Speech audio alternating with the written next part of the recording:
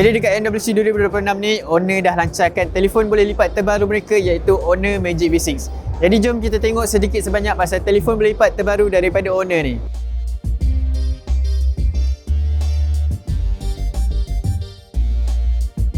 Jadi yang pertama kita mulakan dulu dengan skrin yang ada dekat bahagian luar ni iaitu skrin yang bersaiz 6.52 inci OLED LTPO. Lepas tu dia ada 120Hz macam biasalah. Lepas tu ada anti-reflective coating dengan Honor Anti-Scratch Nano Crystal Shield. Jadi memang susah calar dekat skrin depan ni. Lepas tu untuk kecerahan dia boleh sampai 6000 nits maksimum. Jadi memang sangat cerah kalau nak guna dekat bawah cahaya matahari ke. Jadi bergerak pula dekat sebahagian skrin dalam ni yang bersaiz 7.95 inci LTPO OLED juga dan kebanyakan spesifikasi dia sama macam skrin kat luar ni.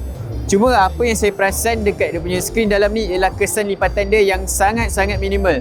Macam tak nampak langsung pun bila korang pakai bahagian skrin kat dalam ni. Jadi memang sesuai lah untuk korang nak layan konten ke, nak buat kerja ke dekat bahagian skrin dalam ni. Jadi dari segi ketahanan, Honor dah letakkan engsel yang terbaru dekat Honor Magic V6 ni yang lagi kuat daripada model PAS. Lepas tu Honor dah tambah IP68 dan juga IP69. Jadi phone ni sepenuhnya boleh celup air dan korang boleh lipat-lipat macam ni lagi sambil dalam air tu. So sekarang saya akan test sendiri Honor Magic V6 yang ada IP68 dan juga IP69 yang ada dalam air ni sekarang.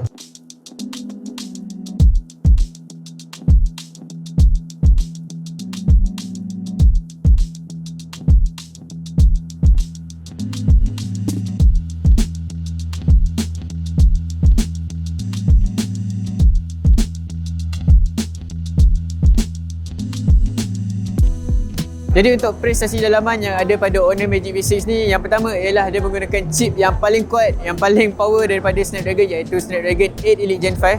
Dan dikatakan ini adalah chip Snapdragon 8 Elite Gen 5 yang pertama ada dekat dalam smartphone boleh lipat. Sistem kamera juga agak menarik dengan 50MP untuk kamera utama dan ultra lebar, 64MP telefoto dengan sensor 1/2 inci dan mempunyai CIPA rating 6.5. Lepas tu untuk bateri, Honor dah gunakan bateri silikon karbon yang terbaru yang lagi nipis yang berkapasiti 6660 mAh.